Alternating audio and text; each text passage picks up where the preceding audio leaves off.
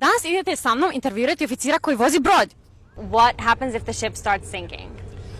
Hi guys, we're here in New York and we're here with our second officer, Tom. He's driving the ship, am I right? One of. Can you tell us some more about the job position? You have the captain, he's overall in command, and then you have one watch leader per watch and one assistant. I'm one of the assistants, I would say, and the officer of the watch, he's like the eyes and the ears for the captain at that moment. So everything what happens on board of the ship that goes to the bridge officer will tell the captain like speed, wind or rain. These things we have to tell to the captain very shortly what is happening, and then the captain is making on his own a decision that we need to investigate more or we need to maybe change some engine to go faster. Like they say, the heart is the engine room, but the brains is the bridge. So you're basically in command of everything that's happening on the ship, on the bridge. Yeah. What happens if the ship starts sinking?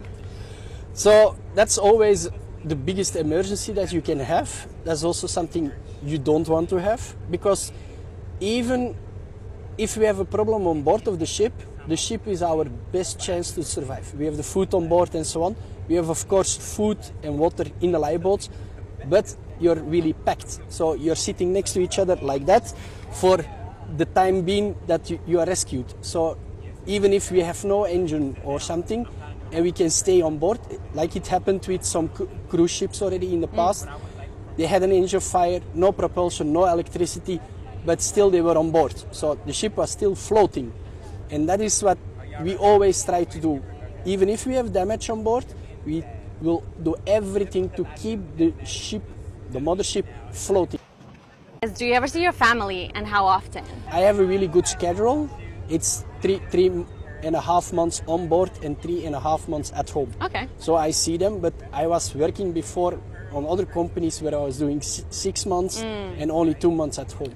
So then it's a little bit more tricky to to see everyone. Working on a ship, it's not for everyone. Yeah. So you really need to be able to miss certain things. Like I missed all the births from my nephews and nieces, and for the first steps or weddings. I also missed my own grandmother's funeral. These are things that I'm thinking, why the hell I'm doing this job? Know. But then the next day I'm still like, I still like it. So. Yeah.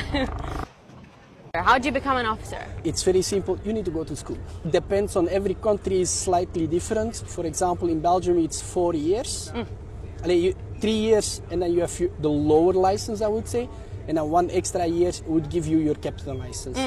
I did just the 3 years, so I have to go back to school to get my higher license. Do you want to become a captain? Yes. Okay. It's second officer, first officer. First officer, and then chief officer. Chief officer? And safety officer. They are the same level. Then you have staff captain, and then you have captain. Okay. So you have to go through all of that to become the captain. If anyone wants to become the captain, that's how you do it.